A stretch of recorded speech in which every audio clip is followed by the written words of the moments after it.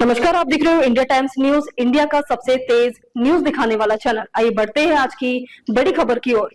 व्यापार से तकनीक तक भारत सिंगापुर के बीच मजबूत संबंधों का रोडमैप तैयार, असैन्य परमाणु सहयोग पर भी बनी सहमति। भारत और सिंगापुर ने अपने व्यापक रणनीतिक साझेदारी के लिए नए रोडमैप का ऐलान किया है।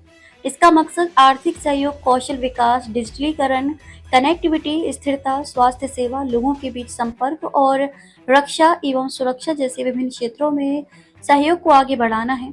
प्रधानमंत्री नरेंद्र मोदी ने अपने सिंगापुर समकक्ष लॉरेंस वोंग के साथ इस सिलसिले में हैदराबाद हाउस में बातचीत की। रोडमैप की घोषणा करते हुए पीएम मोदी ने कहा कि सिंगापुर के साथ भारत के संबंध कूटनीति से कहीं आगे तक जाते हैं। पहलगाम पर साथ आने के लिए थैंक यू सिंगापुर।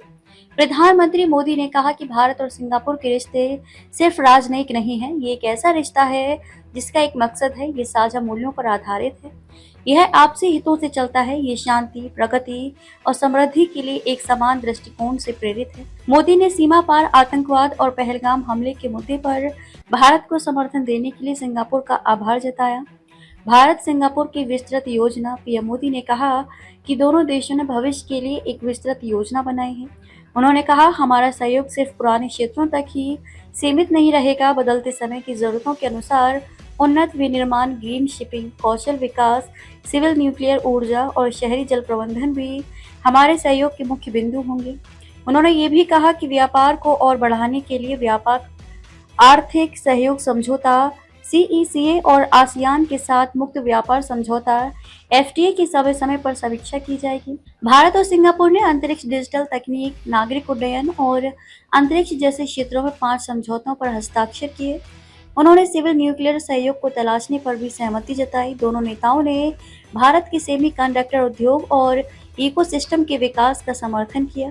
इसमें India Singapore semiconductor policy dialogue के तहत सहयोग, सिंगापुर की कंपनियों के साथ साझेदारी और सेमीकंडक्टर सप्लाई चेन को मजबूत करना शामिल है।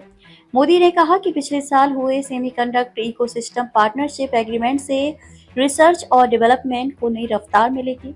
रक्षा और सुरक्षा सहयोग को बढ़ाने पर भी काफी ध्यान दिया गया। दोनों नेताओं ने रक्षा मंत्रियों के बीच नियमित बैठकों, संयुक्त सेना, नौसेना और वायुसेना के अभ्यासों के माध्यम से सैन्य सहयोग और आदान प्रदान जारी रखने का समर्थन किया।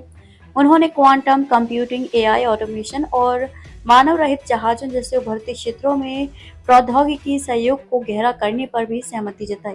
संयुक्त बयान के अनुसार सिंगापुर ने मलक्का जलडमरू मध्य गश्ती में भारत की रुचि की सराहना की। यह मलेशिया, इंडोनेशिया, थाईलैंड और सिंगापुर को शामिल करने वाली एक समुद्री सुरक्षा पहल है। मोदी ने कहा, सिंगापुर हमारी एक्ट ईस्ट पॉलिसी का एक महत्वपूर्ण स्तंभ है। हम मिलकर आसियान के साथ सहयोग को आगे बढ़ाना जारी रखेंगे और इंडो पैसिफिक क्षेत्र में शांति और स्थिरता के लिए अपने संयुक्त दृष्टिकोण को आगे बढ़ाएंगे। उन्होंने कहा कि दोनों देशों को आतंकवाद के बारे में समान चिंताएं हैं और उनका मानना है कि मानवता को महत्व देने वाले सभी देशों का कर्तव्य है कि वे इस खतरे के खिलाफ एकजुट हों। खबरों में अब तक के लिए बस इतना ही। फिर होगी आपसे मुलाकात, तब तक के लिए नमस्कार और देखते रहिए इंडिया टाइम्स न्यूज।